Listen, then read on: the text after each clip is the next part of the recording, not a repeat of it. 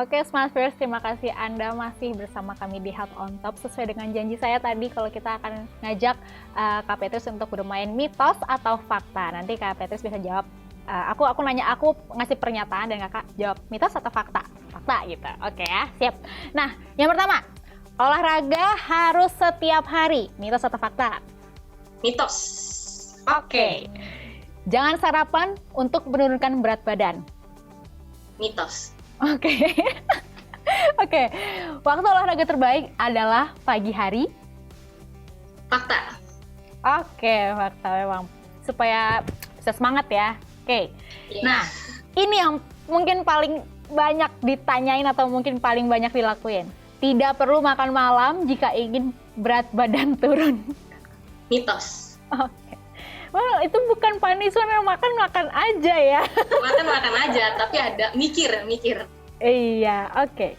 Nah, bebas makan apapun setelah berolahraga. Mitos. Mitos. Nah, ini juga nih, keringat menggambarkan jumlah kalori terbakar. Mitos dong. Karena namanya olahraga pasti berkeringat gak sih, Kak? Ada juga yang nggak berkeringat. Oke. Kita cara mengukur kalori itu dilihat dari tenaga yang kita keluarkan, bukan dari keringat. Oke. Nah, lagi, supaya kurus, kita perlu banyak minum air. Fakta sih, tapi sesuai kebutuhan mungkin. Oke. Nah, olahraga berlebihan, berat badan lebih cepat turun. Mitos. Berhenti mengkonsumsi camilan adalah salah satu cara diet yang tepat. Menurut aku sih fakta. Oke, fakta. Wow, sulit ya. Oke, yang terakhir nih. Harus minum minuman isotonik setelah berolahraga, mitos atau fakta? Mitos, kan gula gitu. Oh iya, betul. Emang banyak yang salah kaprah nih kalau misalnya minuman isotonik, wah bisa menggantikan cairan. Padahal itu sebenarnya gulanya tinggi. Benar.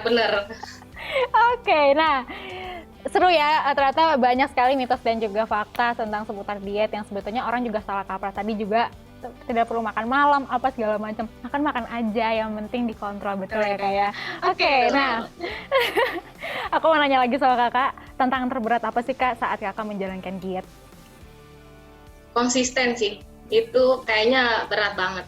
Cuma kalau kita mikir kesehatannya itu jadi tolak ukur juga buat lebih semangat gitu. Betul. Memang sebetulnya konsisten adalah is the key ya, kunci gitu. Konsisten adalah kunci. Jadi kalau misalnya mau jalanin yang bisa berhasil turun sama kayak Kak Petrus, 26 kilo harus konsisten. Oke, nah katanya kalau misalnya berat badan itu juga sulit untuk dipertahankan. Nah itulah tadi lah, kalau misalkan untuk dari Kak Petrus sendiri mempertahankan berat badan untuk stabil terus tuh apa yang Kakak lakukan?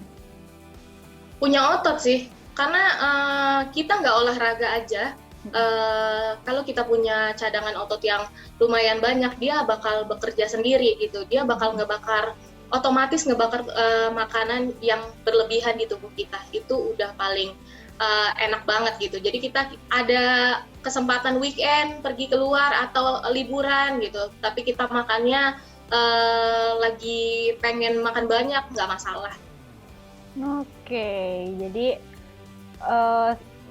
tetap dijaga di makanan. Sekarang kalau misalkan ngomongin soal makanan, gimana ya cara untuk bisa makan makanan sehat? Karena sebetulnya balik lagi ya, kita nggak, kalau misalkan di rumah tangga dia bisa dibilang itu nggak bisa jauh sampai namanya minyak, tepung dan lain-lain. Sedangkan itu mungkin bisa lebih menggoda. Nah, untuk dari tips dari KPT sendiri, mungkin ada nggak sih cara masak atau makanan-makanan yang bisa diolah secara mudah supaya ini bisa tetap sehat gitu? Caranya sih yang paling benar harus belajar masak sendiri sih menurut aku. Belajar masak itu adalah kunci untuk keberhasilan diet kamu gitu. Dulu aku pernah mikir kayak gini, kayaknya yang bisa punya berat badan ideal, badan bagus itu cuma orang kaya, karena bisa catering, karena bisa sewa PT gitu untuk handle kita olahraga. Tapi sebetulnya itu adalah kemalasan kita sendiri gitu. Kayaknya internet informasinya untuk masakan sehat udah banyak banget deh gitu. Oke. harus belajar masak ya memang, dan juga butuh waktu untuk bisa belajar dan lain-lain. Oh ya, ada bahan-bahan makanan nggak sih Kak yang Kakak mungkin pantang? Mungkin kecap, atau Kakak udah mengurangi konsumsi kecap, atau misalkan gula secara, atau Kakak ganti gula dan lain-lain. Itu dari situ ada nggak yang Kakak mungkin ganti? Oh, kalau gula sih aku ganti ke ini, gula pengganti ya.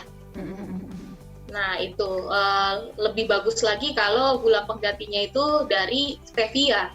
Itu dia sebenarnya 1 kalori per sasetnya, tapi kalau di bagian nutrisi itu bisa dibilang 0 gitu.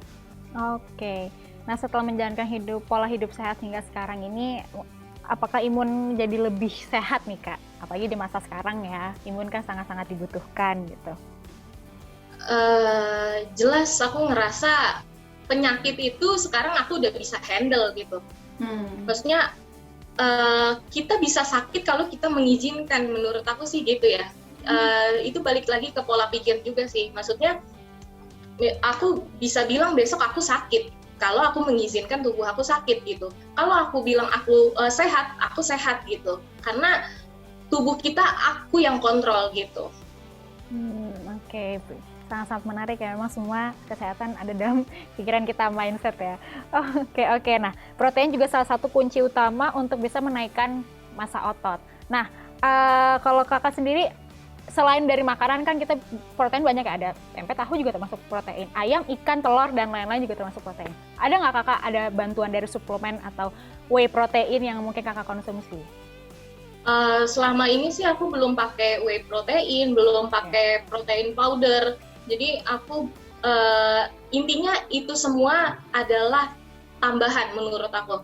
Jadi kalau di piramida makanan itu, piramida nutrisi, suplemen dan hal-hal berbau protein, whey protein itu adalah tambahan.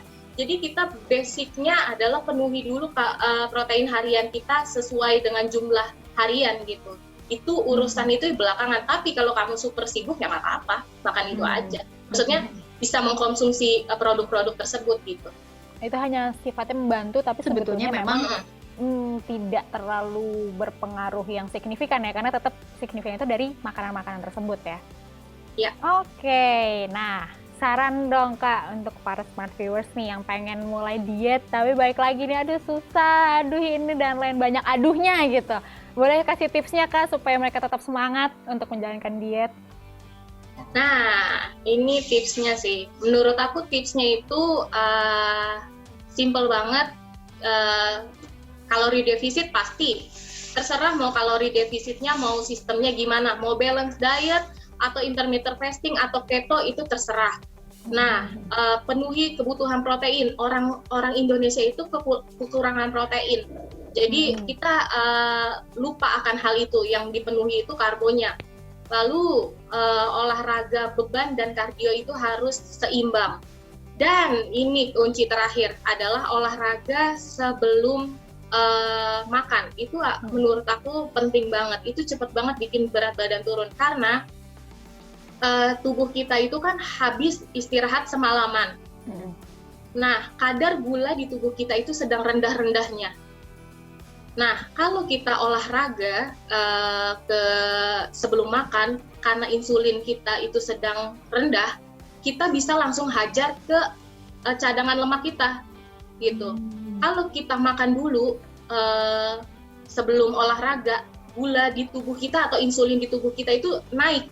Jadinya kita saat olahraga itu membakar gula yang ada di tubuh kita ini dulu, bukan lemak kita. Gitu. Jadi intinya sih itu, olahraga sebelum makan. Paling enak pagi hari. Nggak mungkin kan sore hari, jadinya nanti nggak makan sampai sore gitu. Iya. Oke. Itu lumayan tips juga yang menarik ya untuk olahraga di pagi hari. Selain untuk bisa bikin semangat, ternyata memang tubuh kita juga ngebantu untuk, jadi tubuh kita tuh ngambil lemak yang semalam gitu ya untuk bisa dibakar. Dan itu cadangan lemak kita. Dan apapun olahraganya, jam berapapun, yang penting dilakukan dan juga konsisten. Itu ya Kak ya. Betul. Oke, Kak Petris terima kasih banyak atas waktunya. Sama-sama. Luar biasa hebat, bisa turun 26 kilo dengan kunci adalah konsisten, makan yang benar dan juga olahraga. Thank you atas waktunya, semoga sehat selalu, sukses terus juga buat Kak Petris.